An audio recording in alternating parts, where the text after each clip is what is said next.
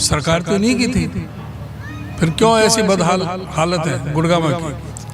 क्यों किलोमीटरों में जाम लग जाते हैं? क्यों पानी का जो जगह जगह है, जिस तरह से पानी जो रुक जाता है उसकी निकासी नहीं है। हमारा तो यही रहेगा, अगर पब्लिक जनता हमें ये मौका देती है तो हमारा सबसे पहले ये रहेगा कि वाटर लॉगिंग पर काम किया जाए। और आपने देखा होगा हमारी प्रत्याशी कितना शानदार बोलती हैं। और मैं आपके चैनल के माध्यम से ये अनुरोध करना चाहता हूँ, निवेदन करना चाहता हूँ, गुड़गांव की जनता के समक्ष एक डिबेट हो जाए भारतीय जनता पार्टी की नगर निगम की प्रत्याशी और कांग्रेस पार्टी की प्रत्याशी के साथ।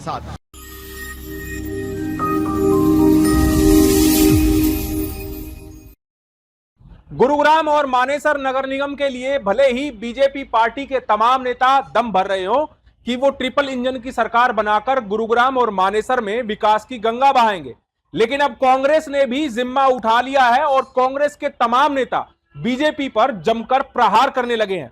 आपको इस खबर में दिखाएंगे कि कांग्रेस के प्रदेश अध्यक्ष और कांग्रेस की मेयर प्रत्याशी सीमा पाहूजा और इसके अलावा विधानसभा चुनाव लड़ चुके वर्धन यादव किस तरह मिलकर बीजेपी पर हमलावर हो गए हैं।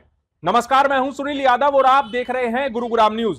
बीजेपी के नेता भले ही जनता के बीच जाकर दम भर रहे हैं कि बीजेपी लगातार विकास कार्य करा रही है और अगर जनता ने इस बार नगर निगम चुनाव में भी बीजेपी का समर्थन किया और उनके प्रत्याशियों को जिताया तो ट्रिपल इंजन की सरकार तेज गति की रफ्तार से विकास करेगी, लेकिन कांग्रेस पार्टी के तमाम नेता अब एक साथ मिलकर बीजेपी पर हमलावर होने शुरू हो गए हैं।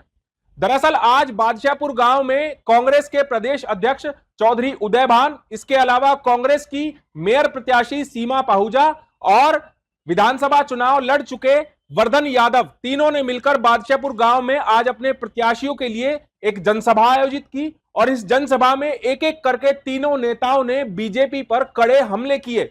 इस दौरान कांग्रेस के प्रदेश अध्यक्ष चौधरी उदय भान ने तो यहां तक कह दिया कि बीजेपी पार्टी केवल पूंजीवादियों की है और कुछ पूंजीपतियों को फायदा देने के लिए वो गरीबों के साथ खिलवाड़ कर रही है।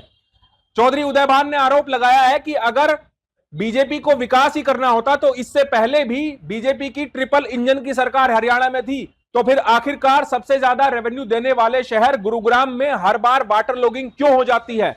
क्यों लाखों रुपए की गाड़ियां पानी में तैरती हुई नजर आती है? क्यों गुरुग्राम शहर को कूड़ाग्राम बना दिया गया है?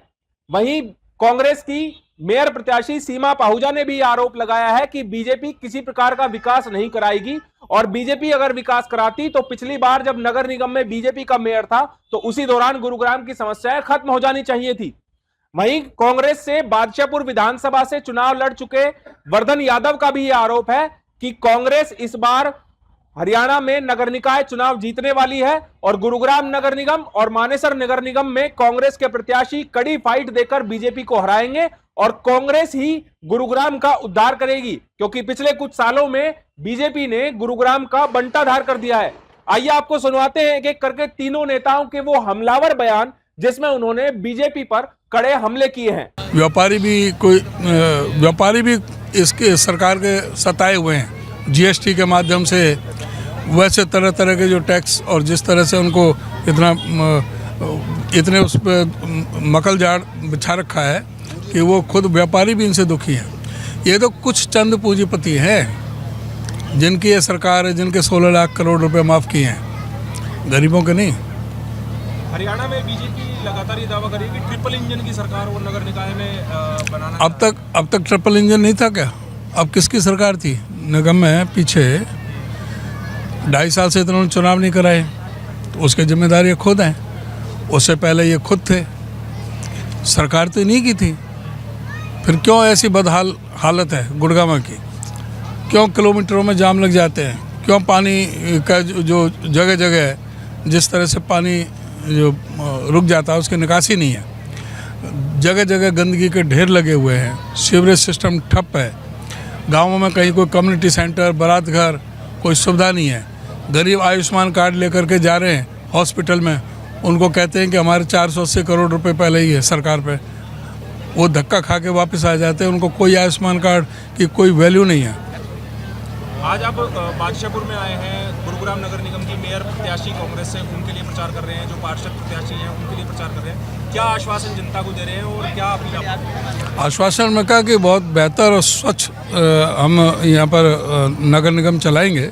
हमारे मेयर प्रत्याशी अनुभवी हैं, 2 बार पहले पार्षद रही है और बहुत बोल्ड महिला हैं और उन्होंने काम करके दिखाए हैं, इसलिए उनकी लोकप्रियता है, सारे गुड़गांव में उनकी पहचान है। तो जो शहर में जो मूलभूत समस्याएं हैं इनको सुधारेंगे। जहाँ के पार्क की ज़रूरत है पार्क करेंगे, पार्कों को बनवाने का काम करेंगे। कहीं कम्युनिटी सेंटर की उसका है, सीवरेज का पानी को पीने के पानी की जो सबसे बड़ी समस्या है वो समस्या है उनको दूर करेंगे।